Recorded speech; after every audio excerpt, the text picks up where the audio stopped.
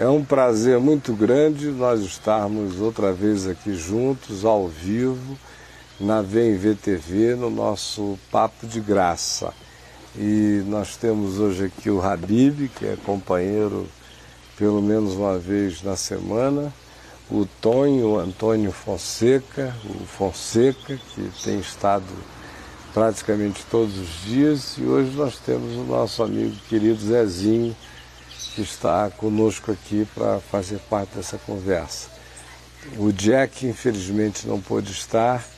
Aconteceu uma situação aqui na cidade que envolve uma pessoa muito querida por muita gente, e ele veio a falecer subitamente, e inclusive eu fui informado hoje por várias pessoas desse acontecimento. Não pude ir, mas o Jack, que também era amigo dele, foi em seu próprio nome também me representando junto à família. De modo, e o Chico, que está assim, sobrecarregado de coisas da VMV TV, muita demanda de muitas frentes, ele está envolvido com muitas coisas, hoje ele ficou cuidando de algumas delas. De modo que nós estamos aqui. E pela ausência do Chico, nós não vamos ter a chance da interatividade. Eu, no entanto, estava aqui conversando com os meus amigos e perguntando a eles quais eram os elementos que, se eles tivessem que propor como um interesse ou uma questão, um assunto para a gente conversar hoje aqui, o que estaria no coração deles? Assim, numa espécie de média ponderada do sentir humano, cada um está vindo de um lugar, cada um está vindo de um ambiente, cada um está vindo com sua própria visão e percepção, com o seu interesse imediato. Então, essa interatividade é tão poderosa, ou mais, até do que aquela que vem por um e-mail ou um Skype, dizendo, pergunta aí o Caio, isso. Porque ela nasce de uma espontaneidade poderosa, que é aquela que nos faz estar não virtualmente conectados, mas presentes aqui. E quanto eu tenha já ouvido quais são, eu queria ordená-las, começando com o Habib, depois indo ao Zezinho, depois a você, Tonho. E porque acho que a sua tem uma natureza assim mais próximo a uma discussão que vai levar numa direção boa no final desse nosso tempo juntos aqui. Você me disse o seguinte, se eu tivesse que dizer alguma coisa, ou propor, ou comentar, ou perguntar, ou fosse o que fosse, eu iria só ecoar o que a gente estava conversando ali antes de você chegar, antes de eu chegar e antes da nossa transmissão iniciar. E o que era, então? A conversa foi exatamente essa. Primeiro, boa tarde a todos vocês que nos ouvem, né? É sempre muito gostoso estarmos juntos e a conversa sempre vai sempre além das expectativas, principalmente para nós, né? Totalmente.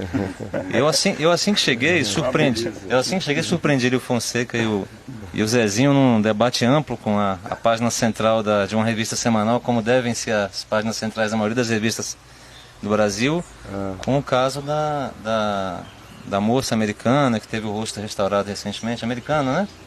Acho que é. A moça americana que teve o rosto completamente restaurado, né, recentemente. E a gente começou a conversar ela sobre... sofrido o quê? Um acidente? Ela sofreu uma agressão do ex-marido, né? Que atingiu com um tiro, né? O rosto dela ficou deformado. Na semana passada a gente conversou sobre gripe aviária. Então a gente... a tua intenção, a gente fala sobre um pouco das questões contemporâneas e trazer isso para a interioridade, né, e tudo.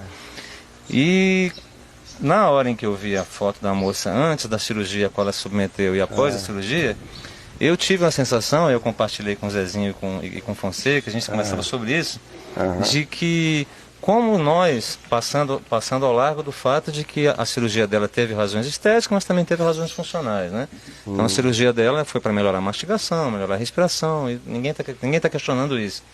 E ela não está questionando coisa nenhuma. É só uma observação de que, quando a gente olha para o rosto dela, sem o nariz ou sem a boca, E quando a gente olha para o rosto dela depois, a sensação que a gente tem, natural, humana, não reprimida, é quase como que antes faltava alguma coisa e que agora não falta mais. E parece que a gente costuma levar essa noção estética de perfeição, de simetria, bilateralidade para tudo. Então a gente olha para a natureza, aquela coisa que você fala da disposição mental reprovável, a gente olha para o ser humano procurando imperfeições, para a natureza, para a comida, para...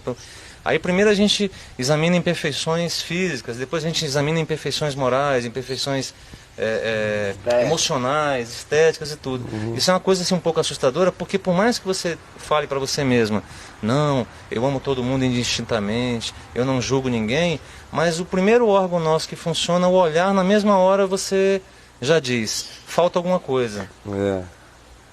E a conversa, do meu ponto de vista, poderia iniciar por aí. Porque de fato falta, né? E falta não tanto no outro, falta na gente. Porque quando Jesus disse que era para não julgar, porque todo julgamento é projeção, né? Não julgueis para que não sejais julgados, porque com a medida com que medis sereis medidos, com o critério com que julgados sereis julgados, porque é o critério pessoal. Então quando eu digo falta, é porque falta em mim.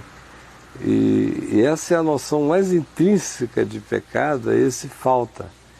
Porque pecado, amartia, de fato designa falta, é errar o alvo. Por mais que você mire, você não acerta na mosca, a partir de você. Eu acho que essa é a primeira coisa assim, mais intrínseca que tem, né? Segundo,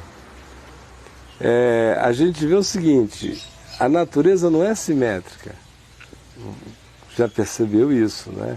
Quando a gente encontra uma montanha exatamente retangular na natureza, a gente leva um choque. Uma pirâmide que não é? Aí tem que ser uma construção humana. Por exemplo, você vê esses detetives das profundezas no History Channel, que eu assisto sempre, eles mergulham procurando cidades perdidas no fundo do mar.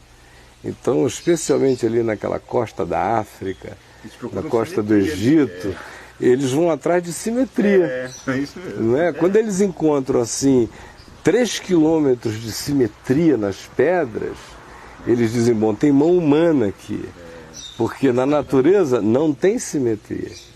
Então, por outro lado, a gente acha a natureza linda. A gente acha o assimétrico na natureza lindo. Não é? Essa é a diferença, por exemplo, entre jardins e jardins. Você chega num jardim simétrico, e todo trabalhado por uma jardinagem estudada, planejada, você olha e você acha lindo, porque você gosta de beleza simétrica. Mas quando você entra num bosque, numa floresta, num campo aberto da natureza, você se fascina, porque é mais do que beleza simétrica. E a gente conversava sobre isso no começo, né? A gente dizendo que o paisagismo não é natureza, né? Não é. É a estupefação ante a fascinação da surpresa que o assimétrico faz o tempo todo, né? Aí você leva isso para uma terceira dimensão, essa mesma questão, que é o seguinte: ora, por que se na natureza a gente fica tão embevecido com a assimetria, com o acidente, com a catástrofe? A catástrofe natural é linda, é extraordinária, uma encosta toda arrebentada, rachada, pedras cortantes, né? É lindo, lindo. Se a gente pudesse, a gente levava para casa, né? De tão lindo que é. Acampar lá. Você paga fortunas para ir lá. Cristalina tem umas pedras em cristalina, tem até uma comércio lá bem grande, aquelas pedras mais assimétricas são as mais bonitas, que tem aquelas pontas. A gente ama. A gente olha assim, coisa linda, né? E a não questão é uma coisa trabalhada, é uma coisa que foi tirada bruta, natural. É natural. Então, e a natureza nunca é simétrica, muito raramente, é um acidente natural a simetria. E quando ela apresenta alguma simetria, aí é de encher os olhos. Por exemplo, o pico-dedo de Deus, a freira e o frade, o Espírito Mas Santo. já você veja que é uma simetria de semelhança humana. Sim. Não é? Porque se fosse só um quadrado, você iria achar esquisito e nós iríamos discutir até hoje que civilização teria feito aquele quadrado ali. Mesmo tendo sido a natureza. Mesmo que fosse a natureza, né? Então a gente até aceita o dedo de Deus como uma escultura que não foram os alienígenas que fizeram, porque ela tem uma magia de semelhança com a gente. Poderíamos tê-la feito. A gente gosta de pensar que a natureza fez aquilo por causa da gente, já é o nosso egocentrismo, que não disputa com o dedo de Deus, não é? Mas voltando à questão, se a gente é capaz de se embevecer com a assimetria na natureza, a pergunta é por que em relação à coisa que é semelhante ao humano, e quanto mais ela se assemelha ao humano, mais a assimetria se torna um choque para nós. Outra vez, é porque tudo volta para a gente. Você vê a assimetria no outro, lembra da sua fragilidade, da sua mortalidade e da possibilidade da simetria em você. Já começa daí, aquilo lá é absolutamente repetível aqui. Segundo, tem a ver com o fato de que lateja na gente, desde as nossas raízes mais primais, um desejo de identificação com o que é simétrico, desde a árvore do conhecimento do bem e do mal, vendo a mulher que o fruto era simétrico, que o fruto era belo, que não era um mondrongo com um negócio para todo lado, tinha um desenho, tinha um borogodó. Não era uma árvore do cerrado. A gente pode ter certeza que o Jardim do Éden não era um cerrado, né? Então tinha uma simetria, tinha uma orquídea, tinha uma falicidade, tinha qualquer coisa ali. Tinha uma semelhança humana, tinha qualquer que fosse a coisa chamava atenção, que chamava uma atenção. Ela era desejável, e ela era bela. Não é? Então nós estamos atavicamente ligados a querer desejar o que é belo. E aí isso gera um conflito extraordinário, que é um conflito de angústia de pecado em nós, que é de não desejar olhar pro feio, porque ele não é belo. Repúdio, isso né? É um repúdio, isso gera uma culpa. Então você não olha porque lembra a sua fragilidade, mas no ato de não olhar, isso te remete pro seu repúdio para com o belo. E isso reforça todo esse sentimento primal da culpa, da escolha primordial que a gente sempre faz por privilegiar o estético e o belo, não é? Porque uma coisa é igual essa moça da internet, esse susto de voz, essa Susan Boyle, não é? É igual a ela, porque ela chega ali com aquela cara de empregada portuguesa, parecidíssima com a Delfina, que trabalhava no castelo no qual o meu ex-sogro residia quando ele era adido naval e aeronáutico do Brasil, em Portugal e Espanha, no tempo da Revolução dos Cravos, quando eles quase que imploravam que as embaixadas ficassem com os castelos e palácios para que os retornados de Angola não os invadissem. Então você alugava por um salário mínimo um castelo e ele vivia naquela mordomia lá. E você herdava a criadagem inteira para cuidar daqueles jardins desenhados, aquelas múltiplas fontes, aqueles cisnes, aqueles negócios todos. Eles quase te pagavam para entrar com oficialidade de uma outra nação para proteger a propriedade privada. E aí lá eu conheci a Delfina, que era uma dessas criadas milenares do castelo, né? Que cuidava do meu filho Davi, que era pequenininho e toda indumentada. Pois bem, a Susan Boyle tinha aquela cara de Delfina, com aquela mão grossa para servir, aquele rosto de mulher que trabalha, que pega frio na cara, que não é protegida, toda chapada, vestida de maneira muito brega, chegando assim e desajeitada, desengonçada, inglesa, e falando rapidinho e de repente parando, cheio de trejeitos. E os eles tiraram a maior onda com ela, né? O que pode vir disso daí? E por mais que algum grupo a tenha selecionado previamente, deixado ela entrar, mas aquele que estava ali examinando fez pouco mesmo dela. Quando a mulher abriu a boca, você fica com esse choque, né? De como o assimétrico, que ela é toda assimétrica, quando ela vem visitada por aquela beleza que não carrega simetria, que impacta a alma, não pela forma, mas por coisas que transcendem a própria forma, por melodias que estão para além de formatações, que mexem pela beleza mais profunda, o teu ser, né?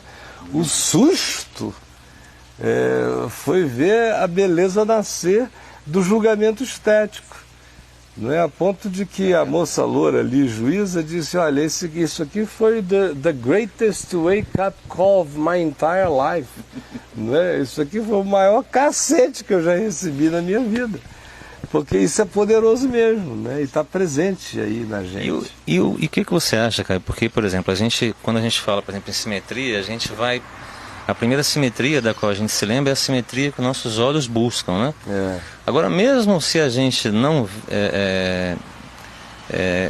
tiver o privilégio de enxergar, a gente tende a ser simétrico em relação a tudo aquilo que tem a ver com os nossos sentidos, né? Eu digo, até quando a gente toca algo, a gente busca algo simétrico. Quando a gente ouve, quando a gente... quer dizer, a gente busca o conforto, a gente busca os sabores que a gente se acostumou a comer, porque eles já não são familiares, a gente sabe a combinação. E um dia desse eu conversava com meu filho, ele perguntava assim pra mim: papai, será que algum dia eu vou gostar de alcaparra? Será que algum dia eu vou gostar de palmito? E eu virei para ele e falei assim: olha, filho, na minha visão é o seguinte, os nossos sentidos, eles têm a fase da infância deles e tem a fase adulta deles, né? Então, quando a gente é pequeno, a gente só sente duas coisas: é salgado e doce. Aí, com o tempo, a gente vai amadurecendo e, por incrível que pareça, peixe passa a não ser mais peixe. Tem o salmão, tem a carpa, cada um com gosto diferente, né? E assim é com a música, assim com as pessoas, assim com os lugares. Praia não é mais só praia. Tem a praia do Nordeste, tem a praia do Sul, tem a praia do coisa, né? E parece que a simetria... vai mais profundamente até do que a simetria do olhar, né? E depois de um tempo tem aquela praia só para ver. Mas isso é simétrico? Não dá mais nem vontade de entrar, né? Mas a simetria no céu? Se há simetria no céu? Olha... Mas eu ia perguntar isso. Deus... Não, assim, não é que eu ia perguntar. Eu ia entrar nessa questão, se o senhor me permite, é que como é uma coisa intrínseca nossa, né? Que o Habib levantou. Mas como é que a gente lidar com isso se... Ezequiel, Isaías, fala de jardins, por exemplo, descreve que as ruas são de ouro, cristal, que existia safira quando criou os seres, todas as pedras preciosas. A gente, querendo ou não, até mesmo quando foi criado, foi colocado num belo jardim, né? A gente apreciava aquela coisa toda, Adão e Eva deviam ficar deslumbrados, os peixes, os animais, tudo em perfeita ordem, né? E, ao mesmo tempo, ele chega lá onde eu estava lendo Miqueias, e Deus escolhe, e tu, Belém Efrata, a menor entre todas. Ou seja, há um contraponto. Parece que Deus, por causa da queda, tentou tirar a maneira da gente ver a coisa só por esse lado e começar a enxergar, ter uma outra visão. Claro. Que para Deus o belo não é só aquilo que a gente vê exteriormente. Sobretudo não, né? Então assim, aí quando eu li, a gente conversando sobre isso, eu estava lembrando de Miqueias, 700 anos antes de Cristo, falando sobre o Messias, né? A profecia messiânica. E Deus fala, através dele, ele fala assim: tu, Belém Efrata, contar entre as menores, tu que eu vou escolher para fulgurar. Por quê? Porque o tempo de Salomão, suntuosíssimo, ouro para tudo quanto é lado, né? Jerusalém, cidade de Davi, castelo que ele devia ter construído. Então assim, a gente está acostumado a isso. Isso já vem. Mas isso aí, olha só. Só antes de você começar a responder, porque eu sei que você vai dar uma resposta muito bacana, e você já pode juntar a minha pergunta na sua resposta. Nós sabemos, como seres humanos, como e por que a gente lapida um diamante, tá certo? Como é que Deus lapida um coração? E tem a ver com a do Fonseca, no céu tem simetria, então vamos juntar tudo, né? Porque no céu tem simetria. Ora, a natureza é obra de Deus. A Terra é redonda. Pois tem simetria. A natureza carrega todos os elementos dessa extravagância divina. Todos eles estão presentes aí a ponto de que Paulo diz de que tudo quanto de Deus se pode conhecer está revelado por meio das coisas que foram criadas. Sim. O seu eterno poder, a sua divindade, todas essas coisas. Então, quanto mais, por exemplo, eu fico vendo o mergulho que a ciência faz no mundo subatômico, passando para o lado de lá, descobrindo que o lado de lá é maior do que o lado de cá. E nem se chegou no portão. Aí você começa a ir para o lado de fora, aí você vai vendo que essa galáxiazinha é um balãozinho numa festinha de aniversário de uma criança multitrilionária, de tantos balões. É uma galáxia, nossa, vai. Aí que dentro desse negócio você tem aquelas coisas que obedecem as dinâmicas que a gente está acostumado, de gravidade, densidade, esse tipo de energia. Tem outras que operam com naturezas diametralmente opostas. Que o que é o que para nós não é. Que a lei que governa aquele ambiente ali são todas as antileis do nosso ambiente. E algumas outras são misturas antagônicas e impensáveis e incompreensíveis. E tudo isso aí dentro. A física sem nenhuma necessidade de fazer disso um sistema de conexões que no fim operem do ponto de vista de uma equação através de uma coisa só, porque Paulo resolveu o problema de Einstein dizendo nele, Cristo, tudo subsiste, né? Que é a singularidade absoluta, está ali nele, né? Se alguém puder fazer uma fórmula para ele, então vai achar a singularidade absoluta. Como não vão conseguir achar essa fórmula para ele, a singularidade absoluta vai ficar sempre antes do absoluto. Sempre eles vão ficar se satisfazendo com um elemento pré-metafísico radical. Né? Mas voltando aqui agora eles têm esse conceito de singularidade, eles chamam de singularidade. Mas a nossa singularidade ainda demanda isso, senão não dá nem para pensar. Então, voltando aqui ao nosso assunto, o universo carrega tudo, o simétrico, o não simétrico, todas as coisas estão presentes no universo, né? Agora, indo para o contraste entre o Adão e Eva no paraíso e essa ideia lúdica, harmônica, simétrica, mas que obedece muito mais a uma cenografia hollywoodiana do que real, não é? Para um caboclo do Amazonas, simetria é o que ele tem o dia inteiro, não é? Para o índio, simetria é o que ele mais tem. É o que ele tem o dia inteiro. É saber que o sol vai nascer, vai se pôr. Que antigamente lá no Amazonas você sabia que chovia todo dia até a hora. você vê que um determinado tipo de clima vai gerar ou não... Tacacá depois da chuva. Tacacá depois da chuva, ou até a reação dos peixes ante a chuva, a tempestade, isto e aquilo. Um mundo que era pronto para ser lido. Como Jesus disse, vocês conseguem ler os tempos, vocês sabem.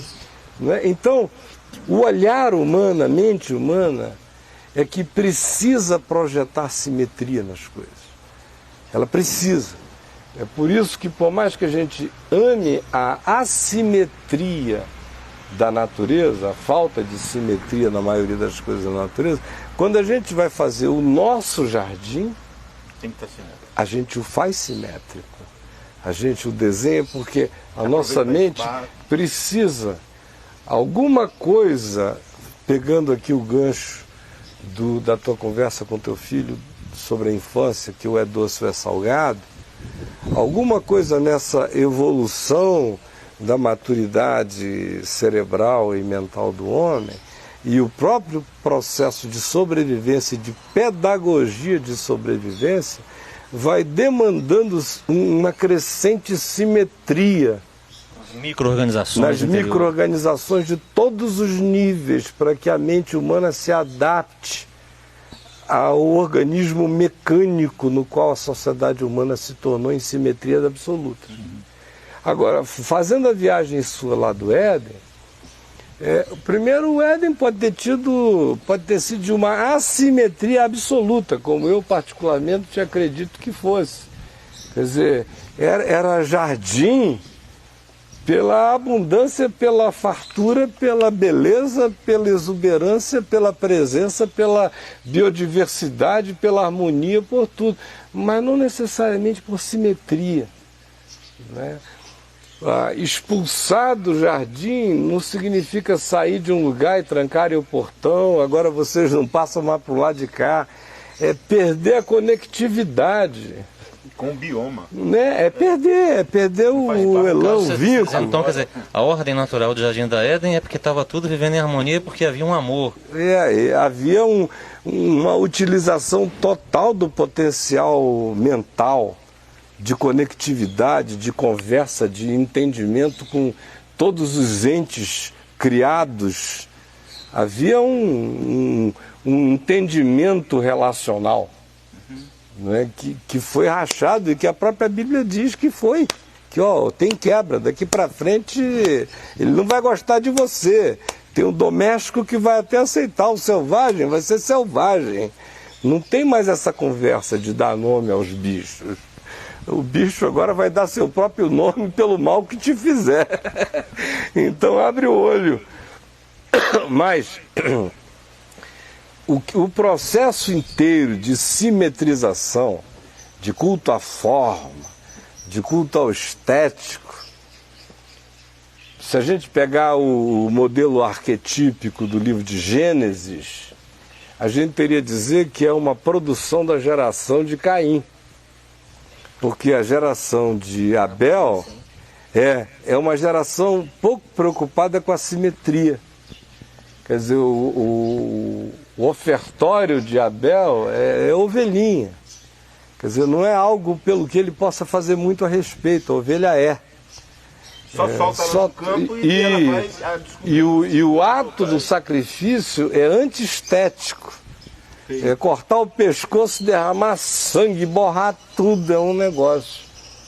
O do Caim, não que haja nada maligno na estética, e nem pelo fato do sacrifício do Caim ter sido tão estético, foi a inversão de polo no coração de Caim que fez a alteração total, porque ele podia, com aquela beleza estética toda, ter oferecido um sacrifício idêntico ao de Abel.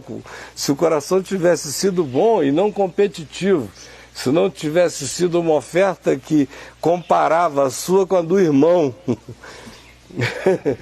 podia vir cheio de toda a beleza, que ia ser ótimo, mas o problema é que o coração já veio sujo para ofertar, já veio em outro espírito. Então, daí o resultado ter sido aquele ódio do irmão. Ele, em momento nenhum, comparou, né? em momento algum, ele olhou para si e disse: poxa, o que há em mim? O tempo todo ele já estava olhando para o irmão, ele continuou olhando para o irmão, na direção em que ele já estava, não é? Então ele trouxe aquele elemento ali e parece que aquela geração dele introjetou o culto ao estético como karma da produção cultural daquela civilização que decorreu dali. Porque dali é que vem Nironde, que constrói a primeira cidade, os primeiros artesãos em bronze, em trabalho de ferro, em os grandes trabalhadores de artefatos em madeira, os musicistas, os que desenvolveram todos os instrumentos de cordas, de flauta, de tudo isso que é lindo. Mas houve, parece que uma concentração, um foco tão grande nisso que você não encontra na linhagem paralela, Parece que aquela coisa virou uma obsessão. Não é estético, não. E aquela produção que vai dali para frente, aí vem Babel, vem tudo, sempre seguindo essa linha. Jesus mesmo dizendo, não julguei segundo a aparência, e se segundo a reta justiça. Os discípulos quiseram dar um de tom do cajueiro para apresentar a ele o templo, né? Olha como é bonito. Olha aí, que coisa linda, Senhor. Aí ele destruiu tudinho, aproveitou e acabou o mundo junto. Porque, olha só, eu estava até anteontem rindo sozinho, olhando as plantas e pensando exatamente nisso. Os discípulos chegaram e disseram, que pedras, que construções. E o homem acabou com o templo e, não satisfeito, abalou os poderes dos céus, refez tudinho só por causa daquela gabolice de ó que pedras e ó construções. Mas voltando então a nós, aí você terminou com a Nova Jerusalém, não é? Com 12 fundamentos, tem de tudo que é bonito, tudo que judeu gosta, né? Pedra preciosa de todo tipo. Cafuna, né? Não dá para negar a mistura psicológica arquetípica com a produção do livro do Apocalipse por um judeu. Porque, meu amigo, só tem pedra. Se fosse um índio, João fosse um índio, talvez ele fosse botar palha, trançada, umas penas para todo lado. Mas então, está lá construído com pedra para todo lado, tudo que judeu acha o máximo. A conversão é tão radical na Nova Jerusalém que pérola é colocada em umbral de porta para o lado de fora. Os umbrais são de pérola. O que o pessoal guarda lá no fundo agora, ouro, bota no chão, asfalta. É uma inversão radical de todos os valores que eu estou brincando aqui com o judeu, mas que são todos os valores do culto, dos valores humanos. Quer dizer, tudo que na civilização humana fica no topo, lá vai para baixo. No topo pelo culto à forma. Lá vai virar fundamento, vai desaparecer no chão, vai ficar enterrado. O ouro todo pelo qual se mata vai asfaltar o chão. Olha, isso aqui que vocês usam para coroar, no mundo por vir, é pavimento de chão, é paralelepípedo, é para pisar. Então a Nova Jerusalém é uma subversão dessas ordens por inteiro. Aí você diz, mas e a simetria? Porque a bicha é retangular para todo lado, é uma caixa feia, né? É uma retangularidade total. E aí é que você vê os dois elementos se combinando na Nova Jerusalém. Porque se de um lado tem essa simetria que carrega seus próprios símbolos, no caso aí a justiça, a igualdade total e absoluta, é uma sociedade sem arestas, é uma sociedade glorificada. Então você vê o aproveitamento do sentido da cultura humana na praça, no pavimento, no chão. Ou seja, o que existe é a redenção da cultura humana nessa nova sociedade redimida, glorificada. é a redenção de todas as coisas, é a redenção do estético também, colocado na ordem certa. É a redenção da religião, que se extingue para poder nascer agora o sentido do culto ao Cordeiro, que é a luz da vida, porque na Nova Jerusalém não há santuário. Então é a beleza do que é e não do que parece ser. É o que fica instaurado no fim de tudo. Fica engraçado você comentar isso, porque comparando-se o Éden, que é a desordem total na nossa visão humana, e a Nova Jerusalém, que é a ordem total na nossa visão humana, no ponto de vista de escrever a respeito de alguma coisa, mas no fundo eles representam o mesmo estado, que é o estado de comunhão plena com Deus, né? De fato, dizer, eles se fundem, né? Eles se fundem, né? Gênesis e Apocalipse são, se a gente fosse fazer, o princípio e o fim, alfa e ômega, se casam aqui. Exatamente. E você não tinha, mas lá em Nova Jerusalém tu dizes um grande quadrado, com começo e fim, etc. E a noção que a gente tem de Éden é uma coisa sem limite, sem altura, sem profundidade, sem nada que você possa tomar como tangível, a não ser a certeza de que era um caos ordenado por uma ordem, só Deus sabe qual seria ela, né? Ao mesmo tempo em que a imagem arquetípica dessa nova cidade, que não é necessariamente uma capital geográfica, ela é aberta em todas as direções e ela não parece ser o lugar do contimento das criaturas.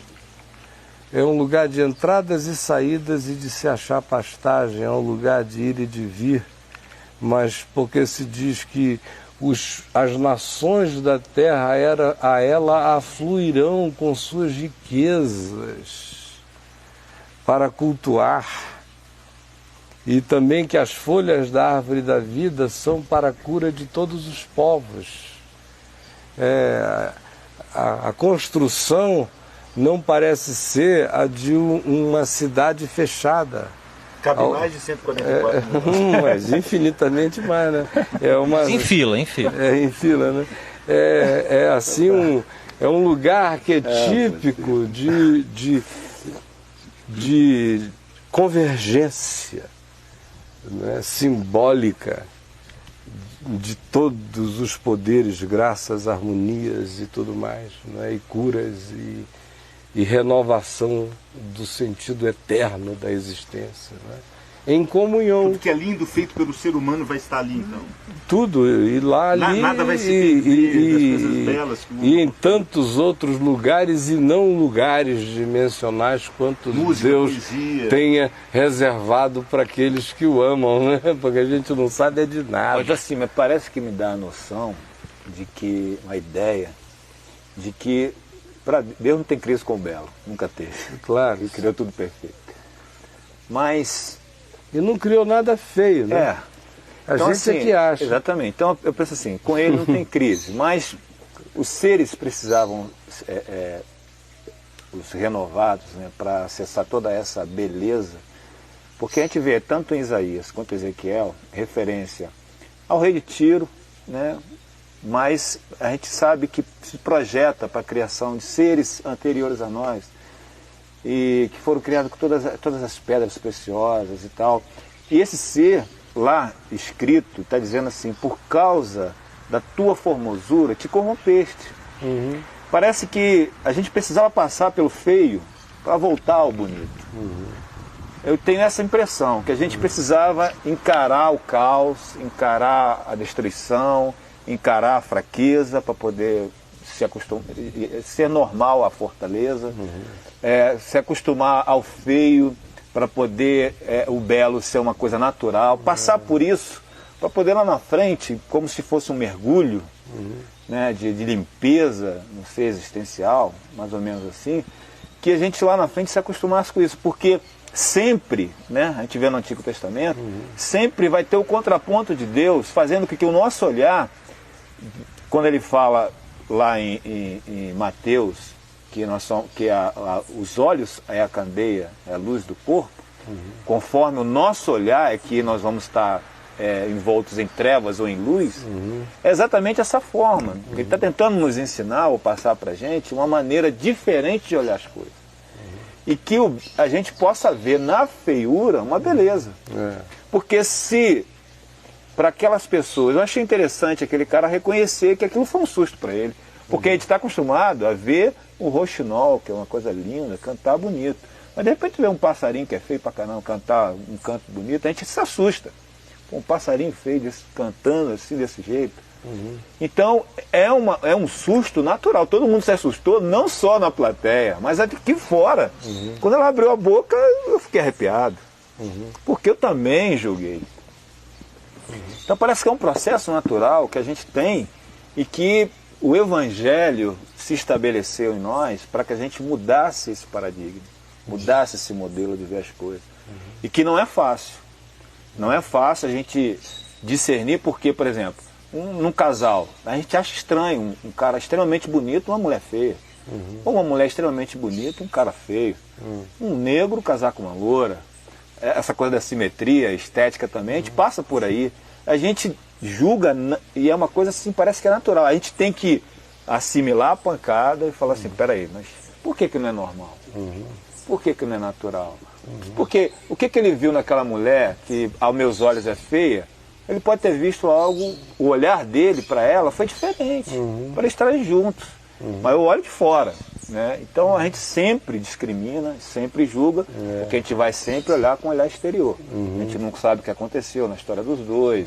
E, então, enfim. E a tem gente o outro lado da história também, que é o seguinte, aconselhando pessoas a vida inteira, quando eu era muito novinho, ainda aconselhando, iniciando lá em Manaus, às vezes vinham aquelas mulheres que aparentemente eram muito feias, chorando porque os seus maridos estavam tendo casos fora do casamento, e você ficava com uma pena danada da mulher, dizendo, ai meu Deus, se eu tivesse uma varinha de condão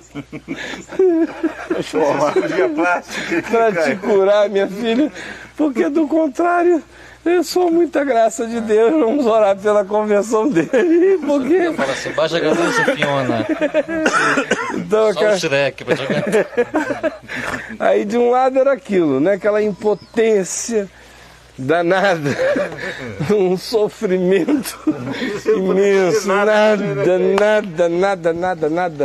né? Parece até a história do Churchill com aquela, acho que é Lady Butterfly, se não me engano, lá na Inglaterra, que ele enchia a cara, né?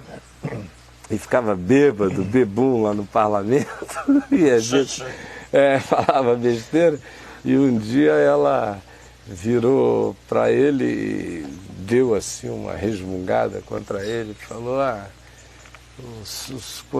quando o senhor estiver sóbrio, a gente conversará. Ele falou, infelizmente não posso dizer o mesmo da senhora, ela era feia e não tinha cura. Então, do outro lado da história, desse mesmo aspecto aí, que era, antes de eu contar o do Churchill, qual foi a última coisa que eu falei? Aqui,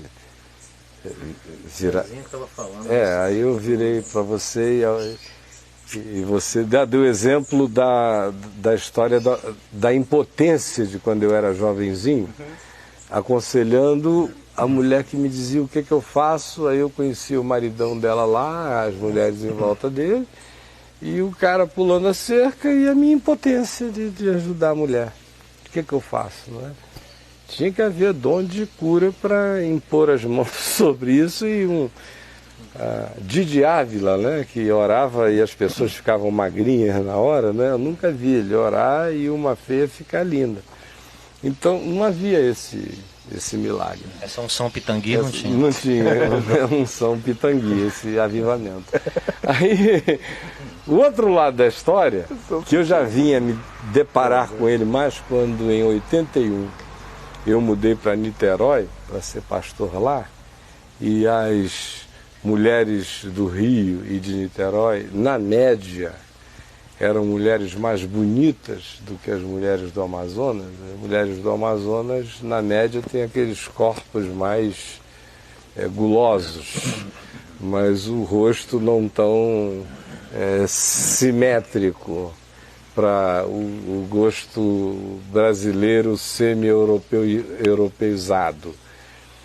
Então lá aquelas mulheres bonitas, narizes bonitos, faces bonitas, imponentes, bem vestidas, igreja de classe média alta, e daí uma contava para outra, daqui a pouco aquela fila de amigas, todo mundo querendo aconselhamento com o pastor, e eu atendia aquelas mulheres lindas.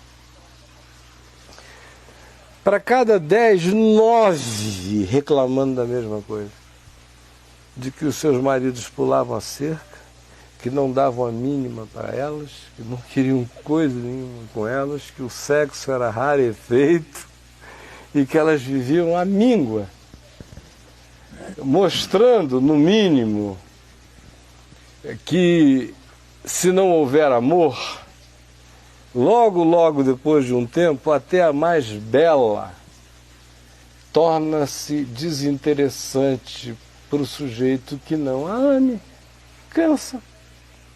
O que renova o encontro é amor que revitaliza, que reinventa, que redescobre, que readmira, que recobra ânimo, que se surpreende de repente com algo que não se esperava que viesse dali e brota e surge como uma virtude nova e reaquece o coração, né? Então, mais do que uma mulher feia e mais do que uma mulher bonita, o que precisa ver é um observador com um olhar belo, né? Do contrário, existe apenas o feio da chegada, que é descartado pelo preconceito do olhar estético, não é? E existe o feio a posteriori, que pode ser muito lindo e que pode ser feio mesmo por dentro ou nem tanto. Pode ser até bonito por dentro, mas o olhar do indivíduo que, em geral, cultua o elemento estético, já é o olhar de um indivíduo meio incapacitado para enxergar as belezas que terminam, mesmo no rosto bonito, quando o tempo passa. Porque quando o tempo passa, o cara está casado com a Gisele Bündchen. Ou encontrou, ai meu Deus, vai contar para todo mundo. É a história dos dois prazeres. Um é comer, o outro é contar para todo mundo. Peguei a Gisele Bündchen, estou saindo com ela, ele anuncia, faz outdoor. Aí 5 anos depois está a Gisele para lá, o cara para cá, cada um de costa para o outro. O que aconteceu? Já virou Gisele Bucho? Já ficou. O DiCaprio continua bonitinho, ela continua bonitinho. O que aconteceu entre eles? Senão que a fantasia acabou e eles não tiveram a realidade do amor para se encontrar. Do contrário, tanto faz. Vai passar com o tempo. Ou até acontece o caso daquele marido safadão, sacanão, cheio de mulheres, como eu já ouvi milhares, e me diz o seguinte: não, eu sem uma moreninha, mulatinha, que saia comigo escondida uma vez por semana, meu casamento não sobrevive. Então minha mulher tinha que ser grata a essas meninas que me salvam. Agora, vamos fazer justiça, né? Minha mulher é um avião. É uma coisa mais linda que tem, quer dizer, é a mulher troféu. É bibelô, que ele apresenta, que é a procriadora dos filhos bonitos. É útero que ele não pôde ter. Então vai, é para apresentar, é para guardar, e ele tenta alegar para a toa uma vez na semana, dar uma comparecida, não sei o quê, sábado, o resto é viagem, roupa, isso e aquilo, mas a apreciação da beleza estética que ele não pode negar não se traduz em vínculo de coração. Por quê? Às vezes a pessoa até legal pra caramba, a esposa dele, se fosse casada com um homem legal, fosse ela bonita ou feia, tem beleza dentro. Ele é que é o pobre de espírito que não aprecia. Então, A questão está muito mais na pobreza dos olhares. Isso que você está falando, Caio, é uma coisa que quando Jesus, por exemplo, diz olhai os lírios do campo, é uma frase que não tem o menor sentido em quem não aprecia lírio. É uma frase, como diz um amigo meu, né, meu irmão, né, e aquela famosa grandes merda, né? Não tem negócio, né? O cara te fala um negócio, o cara olha com essa cabeça e fala, olhar os lírios do campo, não é assim?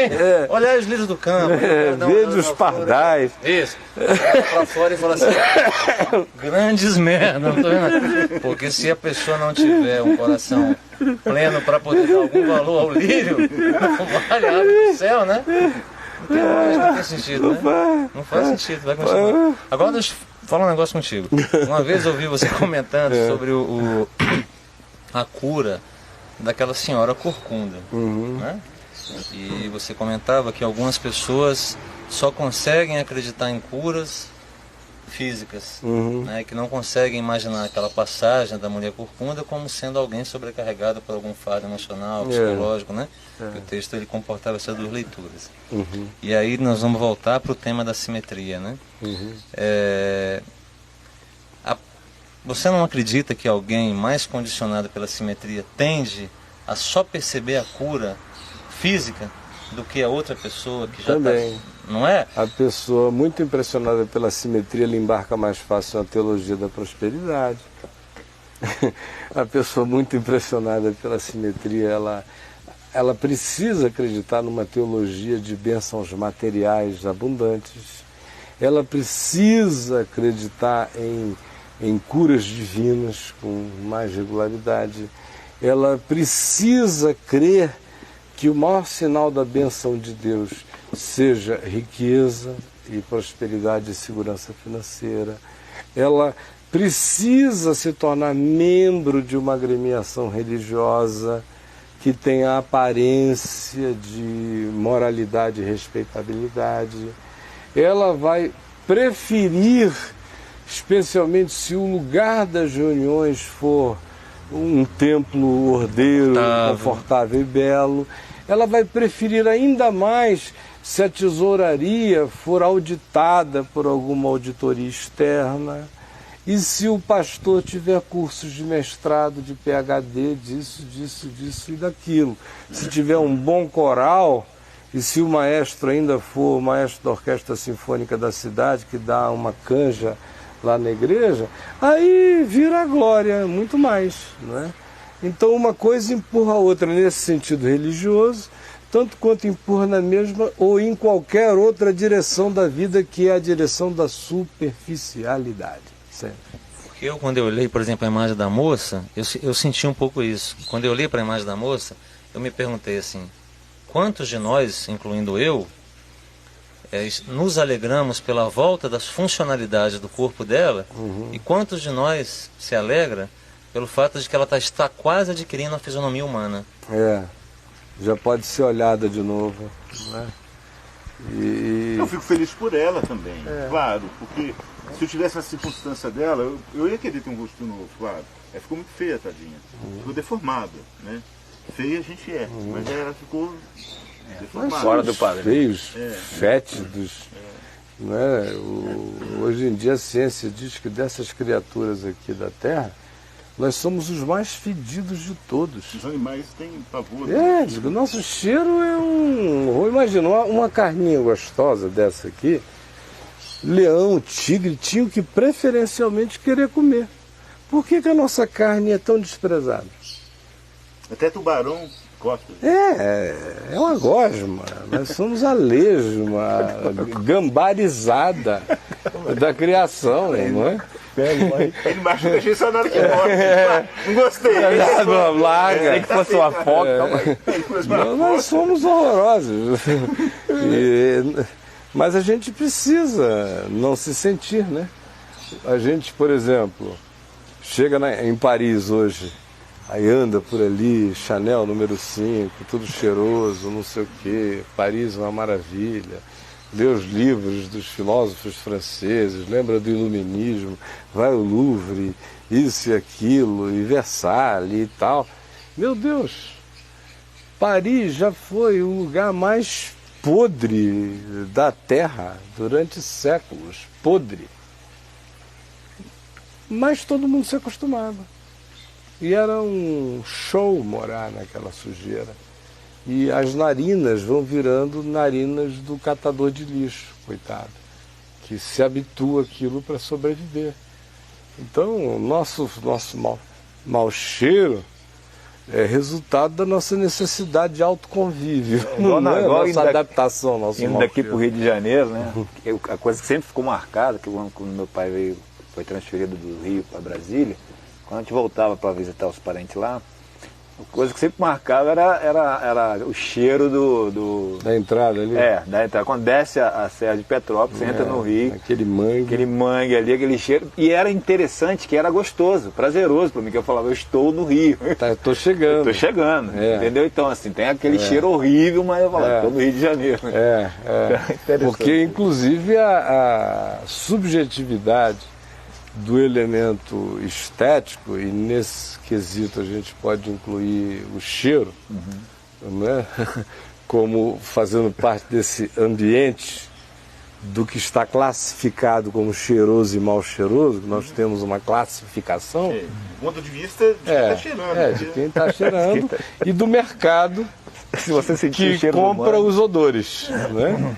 O mercado acaba designando a categorização pela aquisição ou não dos odores. Então, a gente, pensando assim com essas categorias, existem odores que para uns são horrorosos e que para outros são puro encantamento. Por exemplo, para mim, cheiro de areia, de beira de rio, que quando você enfia a mão, ou no igarapé, você enfia a mão e dá branquinha, você vai começando a encontrar aquela preta escurinha e fininha, e vai metendo a mão, e vai metendo a mão, até que você vai pegando o barro, e você puxa aquilo ali, que vem com cheiro de todos os elementos de material químico que se decompuseram ali, mais aquele odor de enxofre com areia e terra e lama, que para alguns pode parecer um horror. Eu já vi pessoas, quando eu pego aquilo ali e chego assim perto da pessoa, a pessoa, ai! Grandes. Para mim, meu amigo, é a cara da minha avó.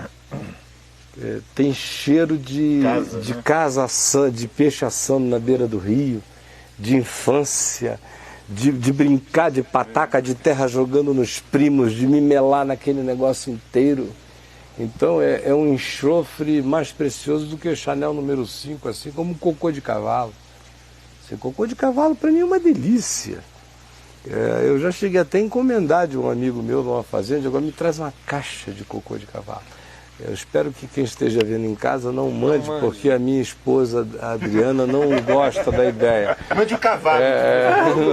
Não, atualmente nem o cavalo que não tem onde botar, né? Mas uma vez eu disse num programa de televisão que eu, se pudesse, teria um cavalinho, e eu ganhei 2. Então, naquele tempo havia um sítio da Víndia, eu coloquei lá os cavalos lá. Mas voltando aqui ao cocô de cavalo, cheiro de infância, né? De mexer com a minha avó no estrume, misturar com terra preta, a gente ficava ali, eu bem pequeno, ela mexendo naquilo. Minhoca, que é detestável para alguns. Poxa, minhoca para mim é um signo de vida, de aquela terra enminhocada.